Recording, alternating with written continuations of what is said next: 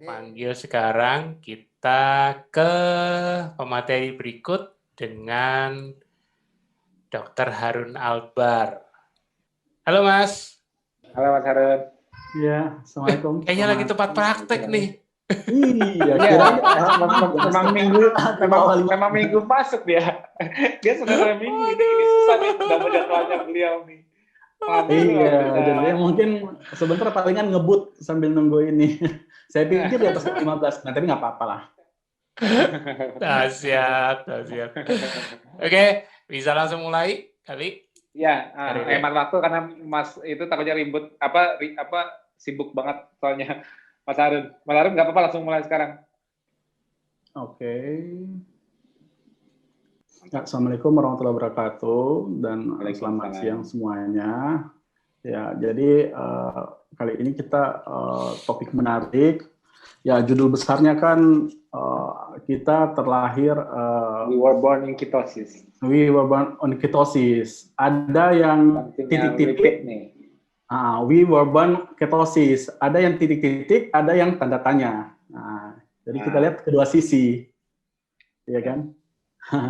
Makanya ketosis itu kan berasal dari lipid lemak tentunya ya. Jadi ya kalau nggak ada lemak, nggak ada free fatty acid, nggak mungkin terjadinya ketosis. Makanya ini kita lebih menilik ke peran penting lemak. Nah, kita lihat pentingnya lemak. Kita dari mana? Nah, kan kita lihat dari ovum sama sperma. Nah, di sitoplasma itu lemaknya, komposisi lemak berada di sitoplasma, kemudian di nukleus itu protein, RNA, DNA. Nah, dari kebutuhan sperma sendiri untuk makronutrien biasanya dilaporkan lebih ke lipid, DHA, dan asam amino. Ini dari yang terkecilnya dulu. Nah, bagaimana dengan we were born on ketosis? Nah, berarti ada ibu hamil yang mempunyai janin ya. Nah, dari itu ibu ya harus makan yang balance diet energi, makronutrien dan mikronutrien. Kita lihat seperti iron, folat, iodium. Nah, ini ada beberapa artikel yang menarik yang bisa kita telah bersama. Nah, di sini dijelaskan pada posisi kehamilan, badan keton itu perannya penting dalam ketonemia. Tapi jika memiliki sampai ke kadar yang lebih atau disebut hiperketonemia, adaptasi ini dapat memberikan dampak gangguan pada perkembangan janin. Jadi, kita harus meneliti kadar berapa, ini yang menarik. Kadar keton pada ibu hamil di tingkat berapa yang safe untuk janin. Nah, ini para pakar-pakar dari dokter kandungan mungkin jika melakukan suatu penelitian bisa dilihat. Jadi pada batas apa yang aman untuk janin, karena sesuatu yang berlebihan kan nggak bagus. Kalau sampai ke hiperketonemia, dia malah berdampak pada kejadian malformasi janin, perkembangan neurologi, fisiologi terganggu, dan juga lahir mati. Jadi mempertahankan di kadar yang sesuai. Nah, ada beberapa penelitian yang menjelaskan secara gamblang itu proses dari ketosis. Dari artikel tersebut mengatakan bahwa secara fisiologis mereka telah meneliti bahwa kondisi fisiologis ketogenesis itu puasa setelah berolahraga, diet keseimbangan energi, lemak dan karbohidrat, serta pada saat kehamilan dan neonatal period. Nah, kalau puasa biasanya kan untuk menghasilkan keton bervariasi, tergantung dari habisnya glikogen pada hepar. Biasanya diambil 12 jam, ada 6 sampai 12 jam. Nah, gitu. Kalau setelah berolahraga secara awam kan kita udah ketahui ya. Jadi untuk bisa membakar lemak kita butuh waktu lebih banyak agar glikogen di hepar itu habis. Kalau glikogen di hepar habis, maka pembakaran lemak dimulai, ini secara bahasa awam. Nah, ini kita diet keseimbangan energi tinggi lemak dan rendah karbohidrat, ini yang sering dilakuin. Nah, pembahasan kali ini tentang apakah fisiologis ketogenesis pada saat kehamilan dan neonatal period. Kalau tiga hal tersebut ini kan udah sering kita dengar. Kalau ini kita nanti ngulik bersama-sama. Nah, untuk patofisiologi genesisnya, ya tentu ini penyakit yang berkaitan dengan ketergantungan alkohol dan diabetes tak terkontrol. Nah, di sini kita lihat kalau fisiologis ketogenesis itu ketonemia, kalau patofisiologis ketogenesis itu udah mencapai hiperketonemia, di mana kalau ada beberapa penelitian yang mengatakan ketonemia yang pada ketosis, fase ketosis itu ya 1-3 ya. Nah, di atas itu ya ada bisa dikategorikan hiperketonemia. Nah, ini dia. Jadi apa sih yang menjadikan peningkatan keton body, puasa, ketogenic diet, diabetes. Diabetes ini masuk hiperketonemia atau ketoasidosis, alkohol atau malnutrisi. Nah, inborn error in ketolysis. Nah, tinggal ini kita lihat apakah masuk kategori patofisiologi atau fisiologi. Nah, inilah yang terjadi pada fase kehamilan, di mana ada proses anabolik adaptasi dan katabolik adaptasi secara umum. Nah, kalau anabolik fase trimester pertama dan kedua itu peningkatan simpanan lemak pada bunda. Jadi lemak dikumpulkan atau lipogenesis. Sedangkan kalau pada trimester ketiga itu terjadi pemecahan simpanan lemak untuk disalurkan ke janin bersama-sama dengan glukosa. Nah, kita lihat peran lipid terhadap proses perkembangan janin. Kalau glukosa itu mencakup secara keseluruhan energi untuk membuat janin berkembang. Tapi untuk fatty acid atau asam lemak itu dia punya fungsi sangat spesifik satu, termasuk juga kunci energi. Nah, selain dia bersama-sama glukosa sebagai sumber energi, dia punya peran lain, yaitu organogenesis, pembentukan organ. Kemudian untuk kolesterol di tingkat sel, ya dia untuk membangun membran sel, kemudian regulasi pada cairan, kemudian perkembangan proliferasi dari sel, kemudian diferensiasi dan gimana caranya untuk komunikasi antara sel ke sel.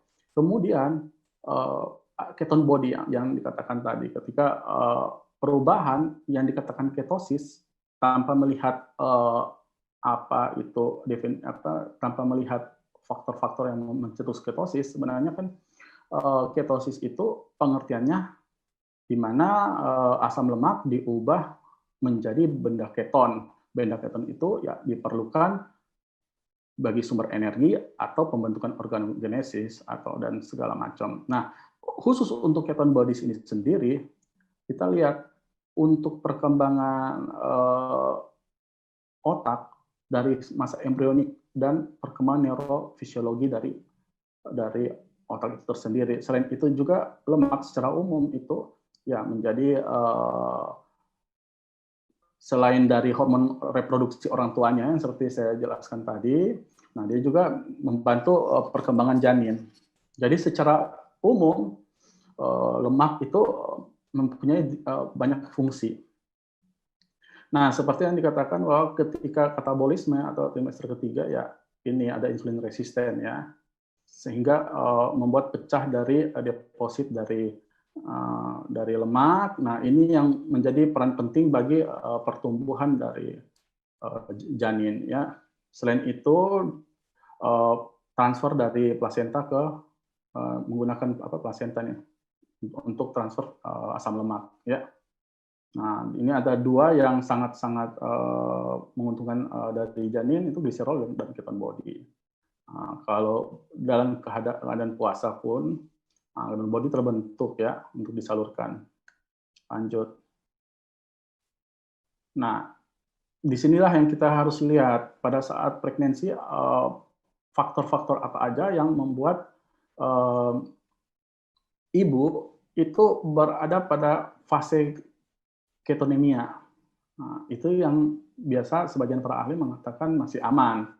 Tapi sebagian lain mengatakan bahwa ketonemia atau hiperketonemia itu sangat berdampak jelek pada janin. Dalam artian ketika dia berada fase ketonemia, maka pertumbuhan otak dan neurofisiologi itu bagus, tapi ketika dia berlebihan atau hiper, maka inilah yang terjadi pada janin. Jadi memang ini sangat secara teori masing-masing mempunyai literatur, cuman memang paling bagus ketika hal ini diteliti, yaitu meneliti kadar keton pada ibu hamil untuk mengevaluasi dari perkembangan janin. Nanti di situ bisa dilihat sampai fase mana keton tersebut berada di kadar darah yang aman untuk janin. Ini bagus untuk dilakukan penelitian oleh teman-teman sejawat yang dokter Obgyn. Dengan begitu kita bisa melihat apakah ini masuk dalam fase aman atau tidak aman. Ini harus berdasarkan evidence based dan penelitian. Nah, kalau katabolisme sendiri ini kan percepatan pemecahan depot lemak ini yang perkembangan janin ya, ini udah kayaknya tadi. Nah, kalau dalam keadaan puasa ataupun sebenarnya benar keton itu terbentuk dipakai oleh ibu sehingga glukosa lebih banyak disalurkan ke janin ya. Bahan keton dapat digunakan oleh janin bersama sumber lain, itu penjelasannya. Nah, keton tersebut bisa menjadi bahan baku di metabolisme. Bahan baku buat apa? Otak, jantung, ginjal. Nah, dia sebagai bahan bakar di otot rangka. Nah, penelitian mengatakan bahwa lipogenesis itu aktif pada janin melalui jalur sintesis fatty acid.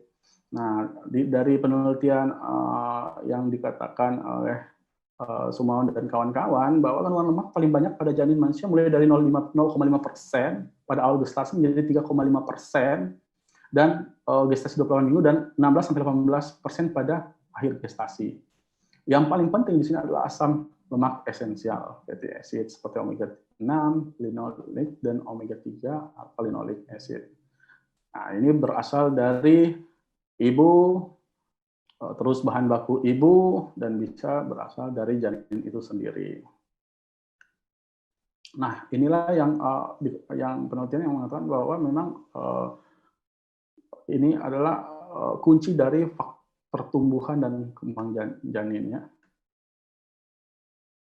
Ini penjelasan yang seperti tadi, bahwa ketika ada transfer maka biasanya total dari fatty acid daripada ibu lebih banyak di plasma dibandingkan dari janin. Nah, ini korelasinya ya.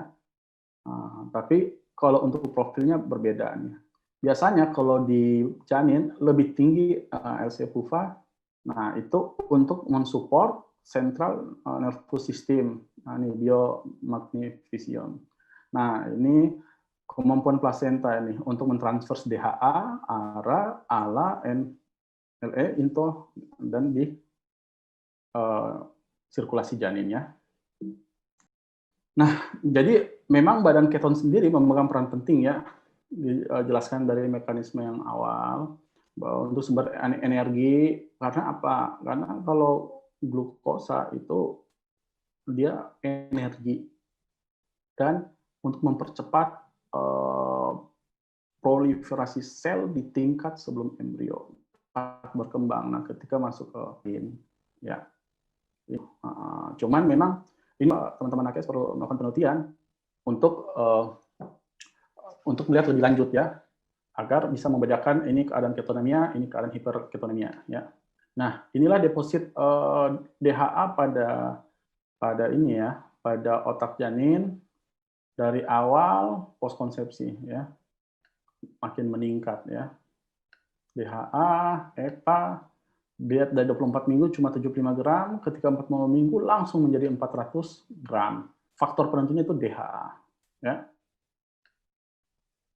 Nah, ini juga satu artikel yang membahas efek dari kehamilan itu terhadap itu metabolisme pada lipid dan lipoprotein. Ya. Jadi memang kehadiran lemak ini dari dari awal itu dari masa diri kita memang banyak fungsinya untuk laki-laki, untuk pria, reproduksi, kemudian masa konsepsi sampai proses yang terjadi di dalam rahim, ya. Kemudian kolesterol itu pelindung sel seperti kita tadi, produksi vitamin D dan bahan baku hormon reproduksi, ya. Nah, inilah peran terbesar lemak untuk tumbuh kembang otak.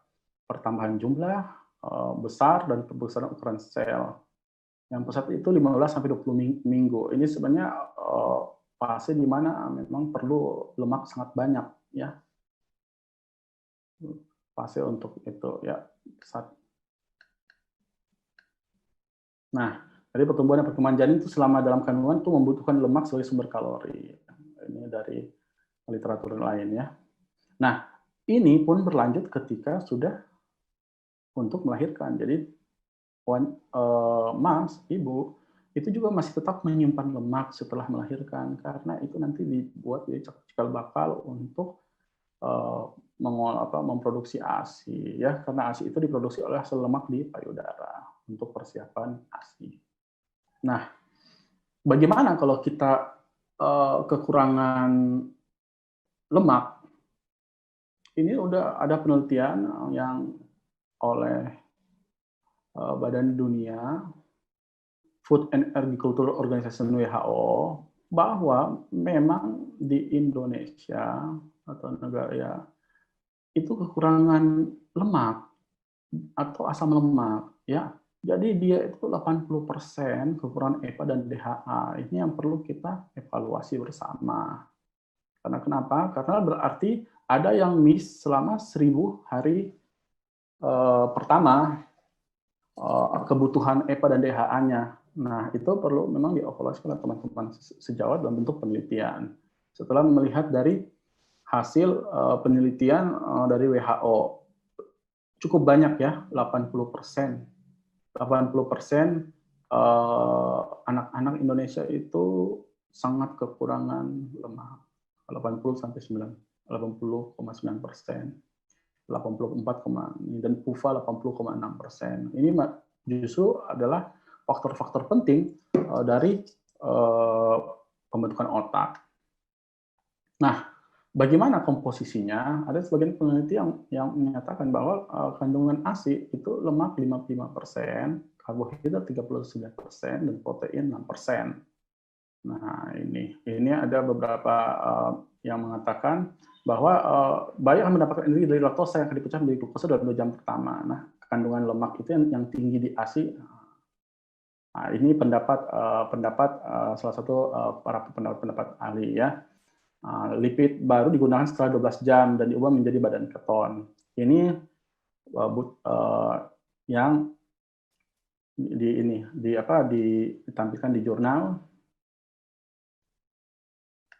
Nah, tapi ketika kita melihat kelahiran dari si baby, kelahiran si baby itu tidak dengan indeks glukosa yang sangat tinggi.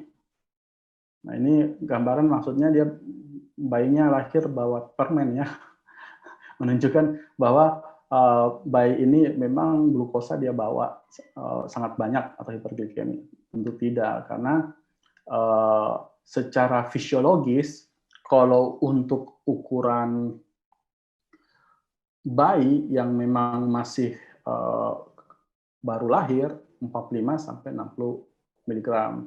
Ini kan kalau merujuk ke dewasa, ya, dikatakan hipoglikemi, ya.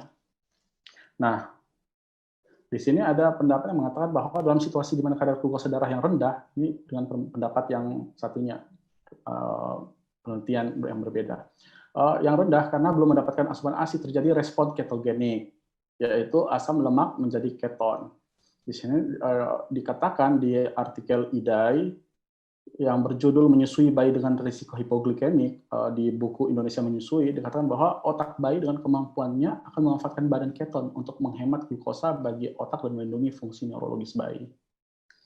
Nah, ada juga yang peneliti mengatakan bahwa ada sebagian bayi yang cukup bulan itu dia melewati proses glucogenolisis, kemudian gluconeogenesis dari alanin, pyruvate, gliserol, dan kemudian laktat. Kemudian proses lipolisis membentuk gliserol yang akan berubah menjadi glukosa. Tidak ada respon. Jadi ini perlu ada penelitian lebih lanjut. Nah, mungkin bisa aja bayi-bayi baru lahir kita selain mengukur kadar, membuat protap untuk mengukur kadar gula darah, pada saat lahir langsung kadar gula darah, kita sertakan dengan pengukuran keton. Ini bisa dijadikan dalam bentuk penelitian untuk melihat proses ketosis yang terjadi pada bayi. Dan ini butuh memang penelitian dengan skala besar, dengan evidence base, dan dengan skala besar evidence base dan harus dianalisis oleh para pakar. Nah, di sini baru bisa kita lihat karena ada perbedaannya. Nah, kalau lihat di sini, apakah kita menjadi pertanyaan, apakah kita lahir dengan kondisi satu-satunya ketosis? Nah, kalau kita lihat ini,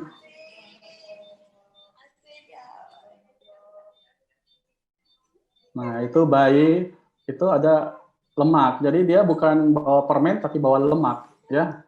Nah,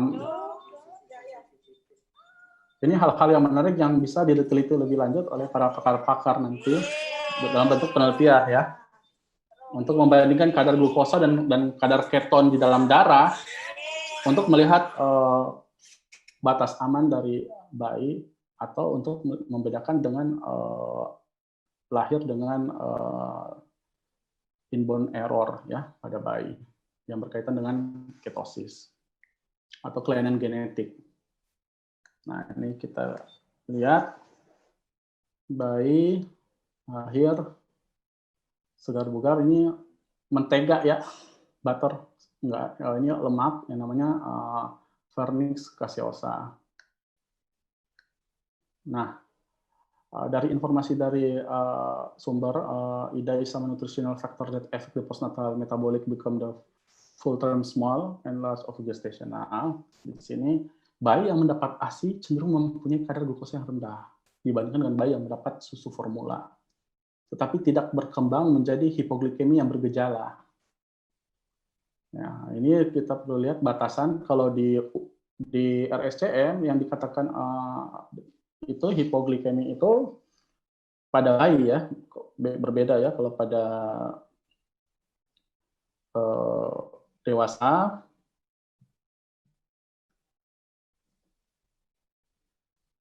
Maaf, ada panggilan. Oh, enggak. Ya, jadi kalau biasanya menggunakan di bawah 45, atau kalau di RSCM itu di bawah 47. Nah, kalau dia minum ASI, ini kan ada hipotesa ini, dari sumbernya dari menyusui bayi dengan resiko hipoglikemi, buku Indonesia menyusui, bahwa jika bayi itu mendapatkan ASI, walaupun kadar gula darahnya rendah, itu tidak akan berkembang menjadi hipoglikemi yang bergejala dibandingkan dengan susu formula. Nah, pemberian minuman awal ASI ini yang mengandung alanin, asam lemak, rantai panjang, dan laktosa meningkatkan proses gluconeogenesis. Bayi yang cukup bulan itu yang minum ASI mempunyai kadar glukosa yang lebih rendah, tetapi mempunyai kadar badan keton yang lebih tinggi. Nah, ini perlu penelitian nih, bayi-bayi baru lahir. Bisa dibandingkan antara begitu lahir, yang mendapatkan ASI di awal, IMD, diperiksa ketonnya, yang tidak mendapatkan ASI di awal, diperiksa ketonnya, dilihat kadarnya, nanti bisa mendapatkan hasil penelitian yang membuat untuk perkembangan dari tentang ini masalah ASI, ya. Nah, ini pemberian ASI eksklusif mempertahankan bayi pada ketosis ringan. Jadi ada sebagian pendapat yang mengatakan bahwa ternyata bayi itu lahir dalam keadaan ketosis. Ada sebagian pendapat itu nutritional factor that affect the postnatal metabolic adaptation, ya. Nah, dan jika diberikan ASI eksklusif, maka mempertahankan dari ketosis tersebut fase ketosis tersebut dibandingkan dengan susu formula. Ini sebagian peneliti yang mengatakan bahwa ada ketosis ringan. Jadi ini memang unik dan menarik. Ada perbedaan yang penelitian yang berbeda di beberapa peneliti. Jadi ini bagus, sangat bagus untuk diuji dengan melakukan penelitian yang baru. Nah, ini sumber dari yang saya katakan tadi, menyusui bayi dengan risiko hipoglikemi. Bayi yang mendapatkan ASI cenderung mempunyai kadar glukosa yang rendah dibandingkan dengan bayi yang mendapatkan supermula, tapi tidak berkembang menjadi hipoglikemi. Ya. Nah, gitu. Jadi kadar keton tinggi. Nah, definisi hipoglikemi hingga saat ini masih kontroversi karena kurangnya korelasi yang bermakna antara kadar glukosa plasma, gejala klinis, dan gejala sisa jangka panjang. Hipoglikemi ditandai oleh nilai yang unik. Makanya ini bagus nanti kalau penelitian selanjutnya paling oke itu jika disertai dengan kadar keton. Hipotesa ketika kita melakukan penelitian untuk diduga hipoglikemi dengan kadar keton yang tinggi mungkin tidak akan membuat bayi hipoglikemi bergejala dibandingkan dengan hipoglikemi pada bayi dengan kadar keton rendah. Itu sebuah hipotesa.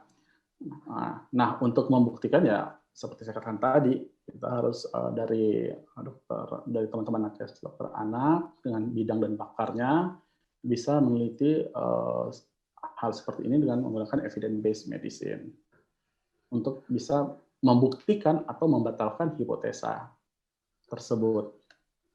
Nah, kita lanjut peran dari lemak. Setelah bayi lahir, ini dari artikel pemberian makanan pendamping air susu ibu, empasi, ini yang diperhatikan. Protein hewani, nabati sejak 6 bulan, ini telur, daging, dan ikan diberikan dalam keadaan benar-benar matang. Nah, minyak, mentega, atau santan dapat digunakan sebagai penambah kalori. Nah, ini menjadikan 3 hal penting yang diberikan untuk kita dalam panduan empasi. Ya. Nah, hal-hal yang dihindari, madu. Hal-hal yang dihindari adalah pemberian makanan dengan kadar lemak yang tinggi. Nah, ini apakah lemak seperti apa dibandingkan dengan lemak yang ada di telur dan daging. Ini menarik nih, kita lihat. Dan ada pemanis, penyedap rasa, dan sebagainya. Kalau ini gambaran ini mah gambaran makanan tinggi karbo ya. Sama ini, pemberian jus buah tidak disarankan untuk anak-anak berusia di bawah setahun. Nah, mungkin dari tujuan ini untuk melanjutkan program fokus kepada 1000 hari pertama untuk pemenuhan DHA, untuk pemenuhan omega 3, omega 6 untuk perkembangan golden period dari otak sang anak. Ya. Kesimpulan, kita ini terlahir dengan status metabolik yang kompleks. Yang kompleks dalam artian tidak berdiri sendiri. Semua ada ketergantungan. Ada beberapa peneliti menemukan fase ketosis, ada sebagian yang mengatakan campuran ya. Jadi status metaboliknya manusia ini kompleks, tidak berdiri sendiri. Kemudian ibu hamil itu harus konsumsi makanan yang sehat ya. Ini untuk mendukung makronutrien dan mikronutrien ya. Nah, ini pentingnya PUFA berperan penting pada reproduksi, masa konsepsi, tumbuh kembang janin, dan kandungan omega 3 dan omega 6 bagi janin serta ini. Terima kasih. Kurang lebih seperti itu. Oke, thank you. Oke. Mas Harun. Nah, ini kan menarik ya. Keren, Mas, keren. Tadi objektif banget tuh presentasinya, jadi ngasih tahu pendapat yang masih ada di kalangan. Tapi ternyata tadi ada pendapat juga yang aku baca tadi di slide-nya bahwa pada saat lipolisis menghasilkan gliserol untuk sumber gula, ketogenesis tidak bisa terjadi. Itu salah. Jadi ini kan ini yang gimana? Jadi gini, kalau untuk kan bayangannya si peneliti gini. Karena lipolisis yang di sel lemak kita kan ada triacylglycerol atau triglycerid. Pada saat kita, makanya bayi itu kan terlahir dengan lemak di badannya karena memicu lipolisis. Lipolisis itu kan memberikan gliserol untuk sumber bahan baku gula. Nah, kalau udah ada sumber bahan baku gula dari gliserol, kan katanya tidak terjadi ketogenesis. Itu salah, justru terjadi. jadi yang membuat tidak terjadinya ketogenesis itu kalau glukosanya dari luar. Karena glukosanya itu kan mengisi glikogen di liver. Tapi kalau gliserol yang masuk dari lipolisis itu ke liver, itu jatuhnya tidak mengisi glikogen, tapi dia jadi gluconeogenesis. Itu rahasianya. Dan asam amino dan fatty acid dari ibunya itu yang menyumbangkan gliserol dan glucogenic amino acid itu juga tidak membatalkan ketogenesis. Salah. Itu justru menjadi bahan baku gluconeogenesis. jadi dia mungkin si peneliti miss-nya gini karena mikir, oh masih ada gliserol dari fatty acid, jadi nggak mungkin ketogenesis. Dan justru malah terjadi ketogenesis. itu nggak mungkin dihindari karena jatuhnya itu. Jadi dia tadi statementnya tuh dia salahnya di sumber gliserol dari fatty acid, dari triglycerid membatalkan ketosis. Salah. Itu yang dia salah di fisiologi basicnya, dasar banget soalnya. Nah, terus nanti justru memang betul sih, memang kan begitu ASI-nya tetap dipertahankan, hipoglikemianya menjadi non simptomatis. Artinya apa? Kalau hipoglikemia tidak memberikan gejala, artinya apa? Artinya otak ada sumber energi lain, karena itu basicnya otak kan aku jelasin, blood-brain barrier kan hanya bisa melewatkan yang substrat yang soluble, contohnya seperti gula, glukosa atau keton, nggak bisa melewatkan lemak. Ya, nah, jadi kalau glukosa sampai rendah tapi tidak bergejala, artinya berarti otaknya keton tidak tinggi. hebat. Berarti keton tinggi, dan tingginya itu juga bukan tinggi gini, Mas. Jadi uniknya bayi itu tidak seperti orang yang ketosis pada saat gini. Kalau orang kita dari makan karbo terus kita jalanin diet keto, kan pertama kan ketonnya bisa sampai 4-5 milimol. Ya kan? Nah, tapi seiring adaptasinya, kayak kita nih, kayak aku nih, udah 12 tahun. Kalau dicek ketonku tuh, aku cuman ketosis ringan. Cuman 0,5 sampai paling tinggi 2 milimol kalau habis olahraga. Jadi kalau dibilang, aku jatuhnya ketosis ringan. Kenapa seperti itu? Karena keton yang dihasilkan kenapa ringan, tidak tinggi, tidak hiper? Karena yang membutuhkan keton saat ini di tubuhku cuma otak. Tidak lagi digunakan oleh skeletal muscle dan sebagainya seperti di awal untuk bantu adaptasi. Jadi justru kalau kita ngecek ke suku Inuit atau kita ke Eskimo, di mana itu udah pasti nggak bisa makan karbohidrat karena tanahnya tertutup es.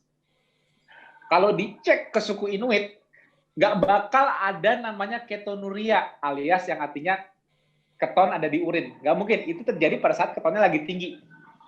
Sehingga kelebihannya dibuang ke urin. Tapi dari lahir sampai dewasa, kalau tidak pernah kemasukan karbo, tidak pernah ada namanya hiperketonemia. Yang ada ketosis ringan, karena obligasi ketonnya itu cuma satu tempat, satu organ, otak. Jadi tidak perlu jumlah keton yang besar untuk menyuplai ke otak. Kalau di awal adaptasi ketosis, kenapa orang yang keto itu pada tinggi semua ketonnya, di atas 2 milimol lah, di atas kita yang udah tahunan, udah lama. Itu karena apa? Karena mereka masih belum bisa bakar lemak. Jadi keton itu jauh lebih mudah dibakar dibanding bakar lemak. Bakar lemak itu sulit kalau mitokondrianya nggak bagus.